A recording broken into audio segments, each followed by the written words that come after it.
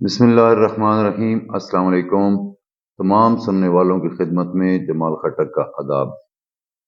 Video start کرنے سے پہلے میں آپ لوگوں سے ایک گزارش کروں گا کہ بے شک آپ لوگ ویڈیو کو مت لائک کریں، شیئر بھی نہ کریں، اور چینل کو اگر دل نہ چاہے تو بے شک سبسکرائب نہ کریں، لیکن ایک ریکویسٹ یہ ہے کہ اس ویڈیو کو آخر تک ضرور سنیے۔ آپ کا ایمان تازہ ہو جائے گا اور آپ کے رونگٹے کھڑے ہو جائیں گے۔ بہت امپورٹنٹ انفارمیشن میں آپ کو دینے جا رہا ہوں۔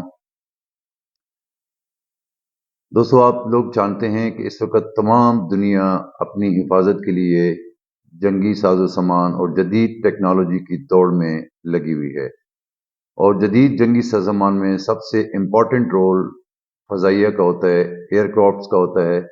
اور جس ملک کی فضائیہ مضبوط ہو اور تو وہ ملک کا دفاع جو ہے وہ بہت سٹرانگ ہوتا ہے۔ تھرڈ جنریشن آیا اور پھر فورتھ جنریشن آ گیا اور پھر ففتھ جنریشن پہ کام ہو رہا تھا، اور ہر طاقتور ملک ایک دوسرے سے برتری لے جانے میں مصروف، اور ابھی لیٹسٹ جو ہے نا وہ سکس جنریشن بھی آ گیا ہے جو دنیا کے اوپر ایک خوف طاری کر دیا ہے۔ لیکن میں آپ سے ایک ایسی جنریشن کا ذکر کرنے جا رہا ہوں جس کا سن کر آپ لوگ حیران رہ جائیں گے کہ اس جنریشن کے اندر وہ ٹیکنالوجی ہے، وہ طاقت ہے، اس کے اندر وہ جدید سسٹم لگا ہوا ہے جس کا دنیا میں کوئی مثال نہیں۔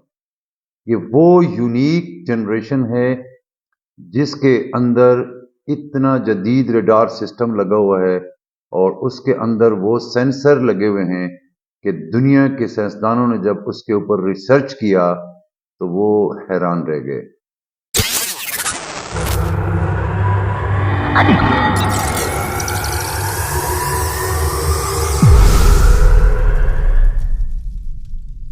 دوستو، آپ سب لوگوں نے، خصوصاً مسلمانوں نے، قرآن پاک کی ایک چھوٹی سی سورت ہے سورہ آفیل، وہ ضرور پڑھی ہوگی، اور شاید ترجمے کے ساتھ آپ لوگوں نے نہ پڑھی ہو۔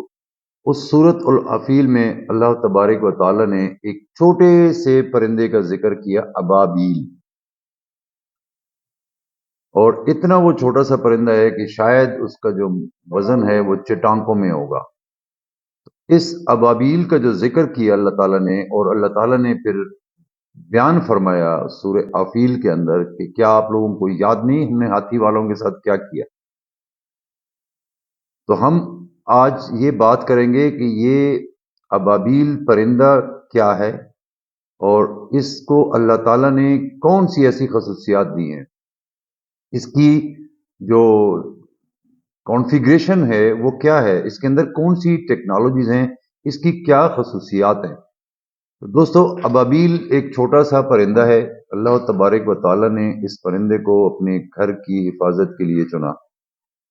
جب ابرہہ کی بہت بڑی فوج نے خانہ کعبہ کے اوپر حملے کا ارادہ کیا اور حملہ کیا، تو اللہ تبارک و تعالیٰ نے ابابیل کو اپنے گھر کی حفاظت کے لیے مامور کیا، یعنی اپنے گھر کی سیکیورٹی کی ڈیوٹی ابابیل کے حوالے کی۔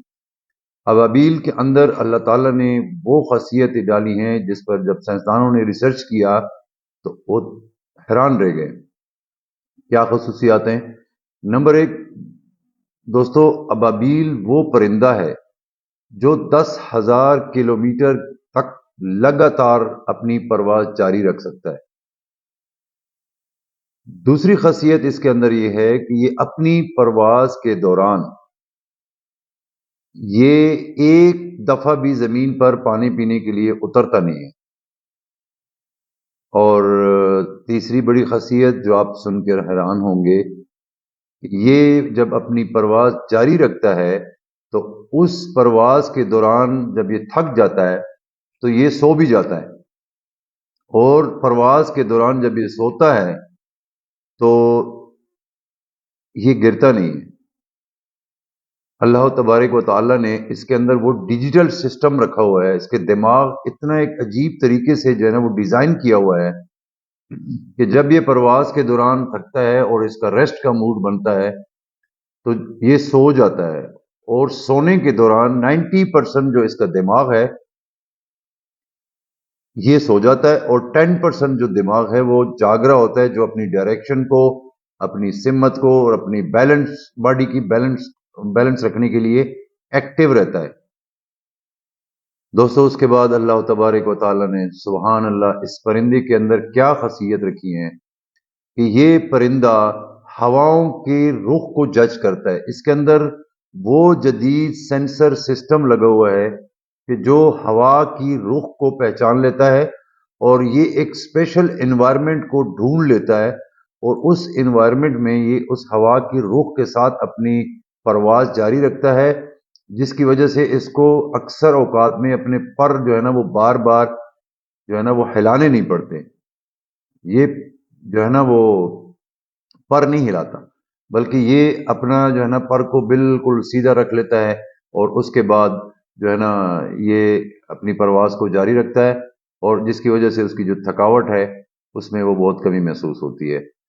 سائنسدانوں نے جب مزید ریسرچ کی تو انہیں یہ علم ہوا کہ دراصل اللہ تبارک و تعالی نے ابابیل کا جو دماغ ہے وہ بہت ایک انوکھے طریقے سے بنایا ہے، ٹھیک ہے جی۔